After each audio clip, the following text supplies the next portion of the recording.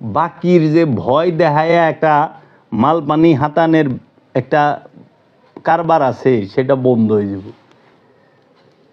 নগদ দেখা যে নফস শান্ত, সে তো নিজেই জান্নাত হয়ে বইছে, পরিতৃপ্ত, কারণ তার কোনো চাহিদাই নেই। যার এখন তুই হুরের আশা আছে, হ্যাঁ তো অতৃপ্ত। তৃপ্তি মানে কি? কোনো আকাঙ্ক্ষা নাই, কোনো চাওয়া নাই। যার কোনো চাওয়া নাই সে হইল শান্ত। যার বিন্দু মাত্র চাওয়া আছে সে কি শান্ত? সূরা বাকারার 48 নম্বর আয়াত, সূরা বাকারা 48 নম্বর আয়াত, ওইখানে বলতেছে তুমি সেই দিনকে ভয় করো যেই দিন কোনো নফস কোনো নফসের কাজে আসবে না। খুব খেয়াল করেন কথা, কোরআনের প্রতিটা ওয়ার্ড খুব সূক্ষ্মভাবে খেয়াল করতে হবে। তুমি সেই দিনকে ভয় করো যেই দিন কোনো নফস কোনো নফসের কাজে আসবে না, গ্রহণ করা হবে না কোনো বিনিময় কোনো নফস থেকে, কোনো সুপারিশ, কোনো প্রকার ওজর আপত্তি গ্রহণ করা হবে। তুমি যাহা করছো তাহাই তোমাকে দেওয়া হবে। এবং এইটা সূরা বাকারার আরেকটা আয়াতের মধ্যে, এই একই সূরা আরেক আয়াতের মধ্যে আছে, আরো ভিতর দিকে গেলে। এখন কথা হইল এই এদিক দাও, এখন কথা হইল কথাটা কি কইছে খেয়াল করেন, কোন নফস কোন নফসের সুপারিশ করলে কাজে আসবে না, গ্রহণ করা হবে না। আপনি একটা নফস, উনি একটা নফস, আমি একটা নফস, ইনি একটা নফস, এনে যারা আছে প্রত্যেককে একটা একটা নফস। কিন্তু এখানে কিন্তু বলে নাই কোন রসুল যদি কোনো নফসের জন্য সুপারিশ করে দোয়া করে সেটা কবুল হবে না, এটা গুলো বলে নাই। কোন নবী কোন নফসের জন্য দোয়া করলো, সুপারিশ করলো, গ্রহণ করা হবে না, এটা বলে নাই। কোন ওলি সেটা বলে না, বলছে নফস। নফস হলো খান্নাত যুক্ত থাকে, খান্নাত যুক্ত ব্যক্তির দোয়া রবের, খান্নাত যুক্ত ব্যক্তির ডাক রব শুনে না। রব ডাকের উত্তর দেয় হলো খান্নাস মুক্ত ব্যক্তির। এর জন্য ওলি আল্লাহরা নবী রসুলরা সুপারিশ করলে, দোয়া করলে সেই দোয়ায় মাগফিরাত হবে। কিন্তু নফস নফস হাজার করলো কাম হইব না। এই যে আমরা মরা যায় না, আমরা সবাই মিলে যে দোয়া খায়ের যে মইরা গেছে, এবার একটা শটানে সোজা তীরের মতো সোজা হইয়া রয়েছে, জীবন এত সোজা হয় নাই। মরার পরে একদম সোজা, লড়ে না সরে না মাতেও না। হ্যাঁ সামনে যাইয়া কোরআন খুলে ইয়াসিন আল কোরআনিল হাকিম ইন্নাকা কালামিনাল মুরসালিন, আরে মিয়া হ্যাঁ তো মইরা গেছে, অনে হ্যাঁ ইয়াসিন হুনাই কি আর ইয়া অদ্দোহা হুনাই কি। মরা তো জিন্দা থাকতে যদি হুনায় পারতেন কামে দিত, শুনলেও সোয়াব আসিল।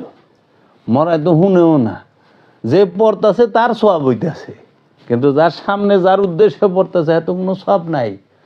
তাহলে আপনারা দেখি সবাই মিলে যান গা পড়বার লেগে, মাজারে যায় ফাতিহা শরীফ পড়লে কত কথা কয়, আর হ্যাঁ যে সবাই যায় কোরআন তেলাওয়াত করে মুর্দার সামনে বইয়া, মুর্দায় কি কোরআন তেলাওয়াত শুনে গো বাবা? মুর্দায় শুনলে তো উঠে দিব দূর, এই পোলায় তো খান্তা শেখে, মেয়ে তো খান দেখে, এই আমি মরছি নাকি? আমাদেরকে রাখছি কই? কারণ সে তো শান্ত না, তো অহন্তরী হুরের আশা আছে। আল্লাহরে দেখন নিলে কেউ কান্দে না, জান্নাতে যে বেলে সবাই কান্দে। আর কি ভিক্ষা চায়? জান্নাত তো ভিক্ষার বিষয় নাই, যেমন কেন আল্লাহ আমাদের জান্নাত দিয়ে দেও, আল্লাহ তোমার কাছে কান দেওয়ার চায়। আরে জান্নাত কি চাওয়ার বিষয়? পাগল, জান্নাত হলো অর্জনের বিষয়। তা আমি একটা আলোচনার মধ্যে কইছিলাম যে আমাদের বাংলাদেশ ক্রিকেট টিম বিশ্বকাপে খেলবার যায়, টি-20 হোক কিংবা এই যেমনি হোক। এই যে কদিন আগে কই জানি যায় খেলে এলো, ভারতে নাকি ইংল্যান্ডে জানি না। ওখানে মাঠের মধ্যে যদি যায় সাকিব আল হাসান সবাই রেলে গড়ায় আর কয় আল্লাহর দোহাই লাগে আমাকে বিশ্বকাপটা দিয়ে দেন, এইবারে দেন জীবনে সাবুলা আপনারা দেন, ফিফা ই কি আইসিসি আপনার কাছে ভিক্ষা চাইলাম, দেন আল্লাহর দোহাই লাগে দেন, এই সবার দোহাই লাগে দেন, একবার দেন দিব। সে তো মাঠের মধ্যে রেখে দিছে, খেলে জিতানে, খেলে জিতানে। ওখানে এই যে প্রফেসর মানুষ, ওখানে ওনার বিদ্যালয়ে যায় যদি ওনারে কাইন্দে পরীক্ষা দিলাম না, পড়লামও না, হুজুর আল্লাহর দোহাই লাগে আপনি আমার পাস করাই দেন, আখেরাতে আপনি আল্লাহ জান্নাত দিব, আখেরাতে আপনি খুবই পাইবেন, শান্তি পাইবেন। কাম হইব, এম এ পাস করাই দিব। হ্যাঁ, আমারে পরীক্ষাতে নিতে হবে তো। তাহলে হেরা চাই এই সব হানে, মানে ওই যে আমাকে স্বভাবটা বানা হলাইছে ভিক্ষা, মানে আমরা জান না তো ভিক্ষা চাই, মানে সব কিছু আল্লাহ, সব কিছু ভিক্ষা চায় না তো। তো কাজেই এই বিষয়গুলো কোরআন বলছে কোন নফসের জন্য দোয়া করলে কাজে আসবে না, কিন্তু কোন অলি, কোন নবী, কোন রসুল যদি কাহার জন্য দোয়া করে সঙ্গে সঙ্গে দেয়। এই জন্য আল্লাহ নিজেই কোরআনের মধ্যে বলে দিছে যে তোমরা হেদায়েত চাও, আমার হাবিবের কাছে যাও, আমার হাবিবের কাছে ক্ষমা চাও। আমার হাবিব যদি দোয়া করে তোমাদের মাগফিরাত হবে, রসুল দোয়া করলে মাগফিরাত হবে। রসুল তকদির পরিবর্তন করে দেয়। তাহলে কি কোনো নফসই পবিত্র নয়? হ্যাঁ, জন্মগতভাবে কোনো নফসই পবিত্র নয়। তা তো ঠিকই, মানে আসলো কেন দুনিয়াতে, কিন্তু কথা হচ্ছে এই যে কোনো নফসই সুপারিশ করতে পারবে না, মানে এটা পবিত্র নফস।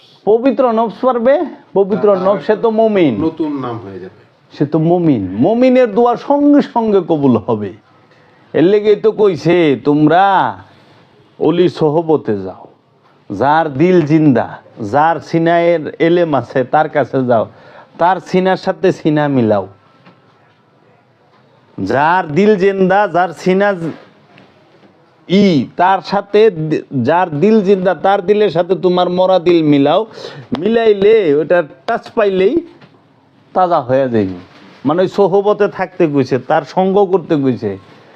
এখন আমরা তো সিনার সাথে সিনা মিলাই পারি না, কি রে পেট হয়ে গেছে বড়, মানে মিলবার গেলে পেটে পেটে লাইগে সিনা আর মিলে না, পেট মিলে। কারণ চাওয়ার পেট বড়, আকাঙ্ক্ষার পেট বড়, কামনা বাসনার পেট বড়। মুসলমান হওয়া এটা সবচেয়ে কষ্টের কাজ। জন্মগত মুসলমান হওয়া সহজ, দলের মুসলমান হওয়া সহজ, আদর্শের মুসলমান হওয়া বড় কষ্ট। আর এই মুসলমান কখনোই মুসলমানের কাছে যাওয়া ছাড়া হইতে পারে না। মুসলমান হইতে হলে মুসলমানের কাছে যাইতে হবে। যেরকম একজন ডাক্তার হইতে গেলে আরেকজন ডাক্তারের কাছে যায় পড়তে হইব, শিখতে হইব। উকিল হইতে গেলে উকিলের কাছে যাওয়ান লাগবো। কারবারি হইবার গেলে কারবারি আল্লাহর কাছে যাইতে হইব। এইভাবে একজন দক্ষ পুলিশ অফিসার আরেকজন দক্ষ পুলিশ অফিসার তৈরি করে, একজন কারি আরেকজন কারি তৈরি করে, একজন হাফেজ আরেকজন হাফেজ তৈরি করে, একজন মৌলানা আরেকজন মৌলানা বানায়, একজন শিল্পী আরেকজন শিল্পী বানায়, একজন ঢুলি আরেকজন ঢুলি বানায়। তো একজন অলিও তো অলি বানাইব। ওখানে আমরা মৌলবী সাহেবের কাছে যাই অলি হইবার লেগে। মৌলবী সাহেব তো মৌলবী সাহেব বানায় পারবো, অলি বানায় পারবো না। আর অলির কাছে যায় কোনোদিন মৌলবী হন যাব না, অলির কাছে গেলে অলি হইতে। আর শিল্পীর কাছে যায় যদি কেউ বক্সার হইবার চায়, কাম হইব? যে যা তার কাছে যাইতে হইব। বক্তার কাছে গেলে বক্তা অন যাইব, অলি অন যাইব না। অলি হইতে গেলে অলির গোলামি করতে হইব, আর অলির গোলামি করতে পারলে মুক্তি। এর জন্য 1000 কোটি টাকার মালিক যে হইছে সে সফল। কোরআন বলে নাই, কোরআন বলে নাই যে 1000 কোটি টাকার মালিক, অনেক সম্পদের মালিক। কোরআন বলছে কাদ আফলাহা মান তাযাক্কা, ওই ব্যক্তি সফল যে নিজের নফসকে পবিত্র করতে পেরেছে। কাদ আফলাহাল মুমিনুন, একমাত্র মুমিন ব্যক্তি সফল। তো মুমিনকে যে নিজের নফসকে পবিত্র করতে ফেলেছে, তার নফস রবের মহানূরের মাঝে ফানা হয়ে গেছে, ডুবে গেছে, সে মুমিন। ওই মুমিনের একমাত্র সফল। আর এই যে নফস পবিত্র হয়েছে তারই আল্লাহ ডাকছে যে আমার বান্দায় প্রবেশ করো, আমার জান্নাতে প্রবেশ করো। আবার এই বিষয়গুলো যে কেমনে কেমনে নফস পবিত্র হবে, নামাজ পইরা কোনো দিনও কেহই খান্নাস মুক্তির জন্য নামাজ পইরা কোনো দিনও কেউ জান্নাতে যায়া পারবো না। জান্নাতে যায় পারবো যে নফস খান্নাস মুক্ত হয়েছে। এই জন্য নামাজ হইল অজু করার জন্য, হাকিকতে পবিত্র হওয়ার জন্য নামাজ, হাকিকতে ভেতরগত। আর অনুষ্ঠান হইল পবিত্র পরিষ্কার হইয়া নামাজ। একটা হলো না পাক আর একটা হলো পরিষ্কার। এইখানে একটু হ্যাঁ হ্যাঁ, অবশ্যই। তাহলে আমার প্রশ্ন রয়েছে, আদম আলাইহিস সালাম বেহেশতে ছিলেন সময় তো অবশ্যই উনি পবিত্রই ছিলেন নাকি? আদম জি। তো ওনার কাছে যে উসওয়াসা দেওয়ার জন্য যে খান্নাস গেল, ওনার সাথে কিভাবে? খান্নাস তো তার ওয়াসওয়াসা দেয় নাই। তাহলে ওই যে ওনার দ্বারা যে গন্ধম খাওয়ার কথা বলা হচ্ছে যে গল্প, জি। এই জিনিসটা কি?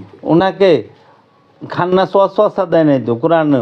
উনি ইচ্ছাকৃত, উনি রবের প্রেমে ইচ্ছাকৃত ওনার যে আত্মবলিদান যেটাকে বলা হয়, সমস্ত সুখ শান্তি রবের ইচ্ছাকে প্রতিষ্ঠিত করার জন্য বলিদান দেওয়া, যেটাকে কুরবানি বলে। কুরবানি কারে কয়? কুরবানি হইল ইচ্ছাকে কুরবানি করতে হয়। অন্যের ইচ্ছাকে কুরবানি করা কুরবানি না, নিজের ইচ্ছাকে কুরবানি করা হইল কুরবানি। এখন দেখেন, আপনি যেহেতু এখানে কথাটা আনছেন, আল্লাহ এন কি লাইভ আছে? যাক, আমি ওইটা অন্য সময় কমুনি। আল্লাহ রব্বুল আলামিন নের মহাপ্রেমিক। আল্লাহ চায় সে দুনিয়াটারে আবাদ করবে, পৃথিবী সাজাইব। পৃথিবী তো তৈরি করে রাখছে আল্লাহ, পৃথিবী তৈরি করে রাখছে। কারণ আদমের ছেলে হাবিল কাবিলের আগে কৌয়া ছিল না? কোরআন কইতাছে। কারণ হাবিল যখন কাবিল রে মেরা ফেলায়, এই কাবিলে যখন হাবিল রে মেরা ফেলায়, অনেক কেমনে কবর দিব জানে না। পরে দেখে এক কাক আরেক কাকের মাইরে মাটি খুই দে ডাকবার লইছে আইনা টাইনে। তখন তার মানে তাকেও অনেক আগে কাক ছিল।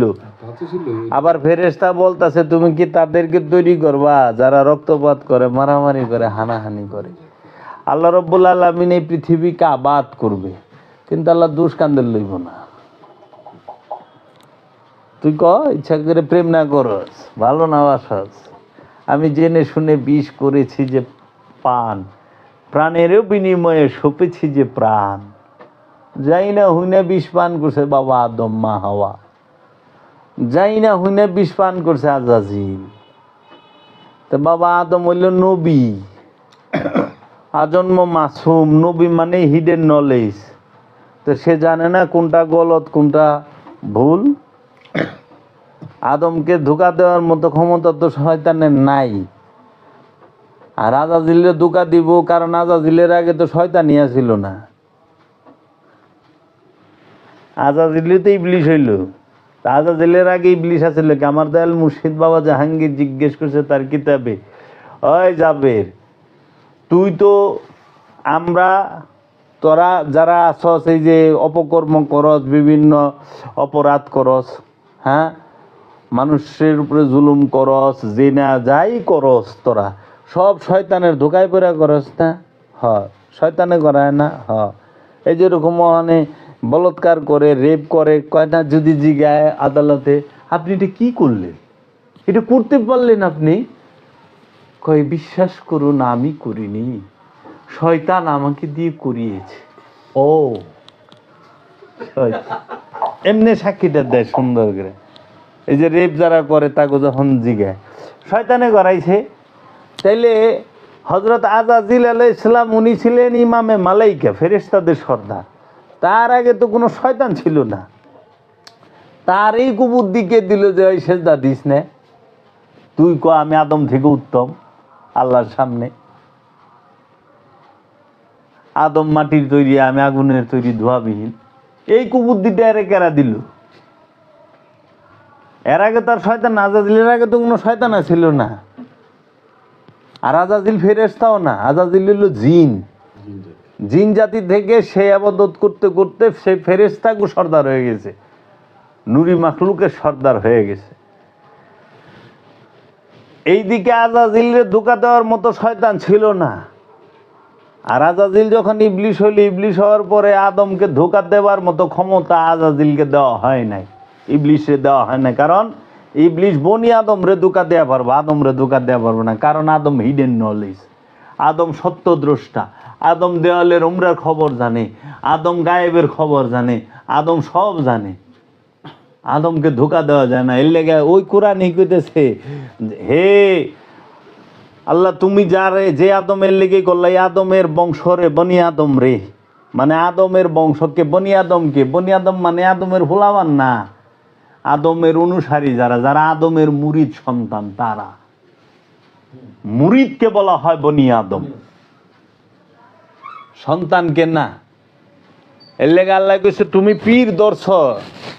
সাহাবাই কেরামদেরকে বলা হয়েছে, যখনই আল্লাহর হাবিবের কাছে কেউ আইসা মুরিদ হয়েছে, বায়াত হয়েছে, তখনই তারে বলছে আমানু। আর আমানু যখন হয়েছে তখনই কইছে ইয়া আইয়ুহাল্লাযিনা আমানু আকিমুস সালাত, সালাত কায়েম করো।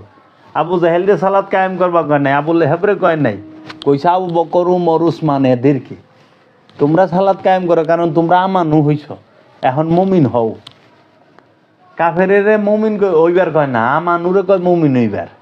এর জন্য আমানু মুসল্লি হবে, মুসল্লি হইয়া সালাত করতে করতে আত্মশুদ্ধির মাধ্যমে মুমিন হবে। কাফেরে থেকে আমানু হইতে হয়, আমানু থেকে মুসল্লি হইতে হয়, মুসল্লি থেকে মুমিন হইতে হয়। মুমিন হওয়ার পরে সে হয়ে যায় গুরু। সে তখন আর করে না করায়, শিখে না শিখায়, গুরু। আজাজিলে যে এই কুবুদ্ধিটা কেরা দিল না, এটা মোহব্বতে। সে তার শান মান তক্তা সব ছাইরা দিছে রবের মোহব্বতে। ইয়া রব তুমি যা চাও তাই হবে। সে দেখলো চায় আর রবে দুনিয়া মিলাইতে চায়, পৃথিবী মিলাইতে চায়, কিন্তু দুষ্কান্দে লইব না। আমারে ভালোবাসা কান্দে দুষল, আমি করলাম, যাও লালনতের তক্তা। আবার হেই কইছে আমি আল্লাহরে পরিপূর্ণ ভয় এবং বিশ্বাস করি।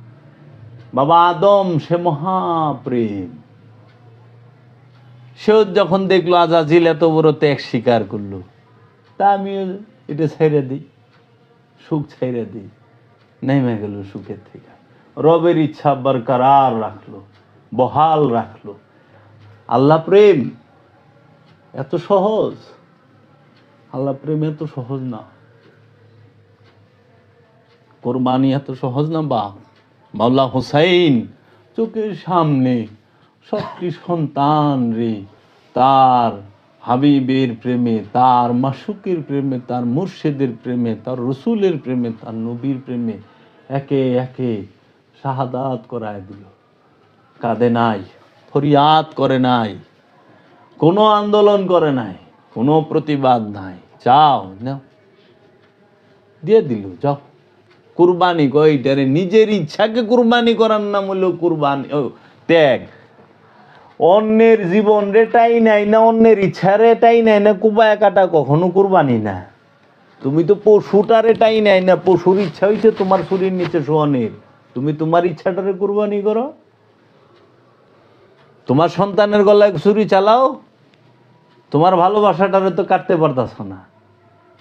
দেখো তো বাবা আদম তার নিজের ভালোবাসা কেটে হালাইছে, তার নিজের শোক কাটছে। হযরত আজাজিল তার নিজের শোক কাইটা হালাইছে, নিজের পদবি কাইটা হালাইছে। কেরা আছে স্বেচ্ছায় পদত্যাগ করব, স্বেচ্ছায় সরে যাইব, জাওনের লেগে আঁকড়ায় ধরে। কি কয় না কয়, সুফি এত সস্তা না, সুফি সাজা সহজ, হওয়া কষ্ট। তাই বাবা জাহাঙ্গীর বলছে মানুষ স্বার্থপর জন্মগত ভাবে, কোরআনই বলে দিচ্ছে। মানুষ মুসলমান সাজতে চায়, মুসলমান হইতে চায় না। মানুষ ইমানদার সাজতে চায়, ইমানদার হইতে চায় না। নইলে আজকে দেখেন এই চুল, এই দাড়ি, এই হাতের চারি, এই চারটার সাথে আমাদের বডির যে সেন্ট্রাল প্রসেস ব্রেন এটার সাথে কোনো সম্পর্কই নেই। নাহলে চুল কাটলে আমরা ব্যথা পাইতাম না, দাড়ি কাটলে ব্যথা পাইতাম না, চুল দাড়ি কাটলে ব্যথা পান, চারি কাটলে পান না, নখ যেটা বাড়তি পান না। কেন? সেন্ট্রাল প্রসেসের সাথে সম্পর্ক দান নাই। কিন্তু ডিএনএ বাইটা বুইটা বৈশা গাইসা বাইর করুন যায় এটার থেকে জুস তৈরি করে। এখন কথা হইল দাড়ি সুন্নত বানায় হালাইলেন, দাড়ি রাখা সুন্নত, এটা সুরেরও দাড়ি রাখায় দিছেন, তাই না? পয়লাই তার লেবাসটা চেঞ্জ করে তার আরো অহংকারী বানায় দিলেন। এতদিন তো সাইনবোর্ড ছাড়া চুরি করতো, তখন সাইনবোর্ড লইয়া চুরি করে দিছে। মুমিনের সাইনবোর্ড করে চুরি। আচ্ছা, এটা সুন্নত। মহানবী 27টা যুদ্ধ করলো, উঠে ছইরে আর ঘুরাই ছিঁড়ে, গাদা খচ্চরে ছইরে সারাটা জীবন 63টা বছরই ঘুরছে না? উঠে ছইরে ঘোরায় ছইরে গাদা খচ্চরে ছেড়ে। আজ পর্যন্ত দেখছেন কোনো মৌলবীরে শখ করে একটা উট কিনা ঘুরতে? বাংলাদেশে কোনো মৌলবী সাহেব, মৌলানা সাহেব কিনছে একটা উট সুন্নত পালন করেন? এটা তো সুন্নত, রসুল যা করছে তা সুন্নত না? তাহলে একটা উট কি না, একটা ঘোড়া কি না, সারা শহর বড় যেহেনেই যাব, মক্কা মদিনা ভারত যেহেনেই যান, দেশের যে দৃষ্টিকে যান এই দৃষ্টিকে ওয়াজ করবার যাবেন, হেরা কেউই ঘোড়াও কিনে না, গাদাও কিনে না, উটও কিনে না, খচ্চরও কিনে না। হেরা কিনে কি? BMW, X Corolla, Toyota, Mercedes, Pulsar motorcycle. যদি তাও না পারে চার্জারাল একটা বাইরেছে না স্কুটি, এইটা। কিন্তু কেউই এই সুন্নত পালন করে না যে একটা গোড়া কিনা রসুলের সুন্নত পালন করুন, সারা জীবন গোড়া চলুন।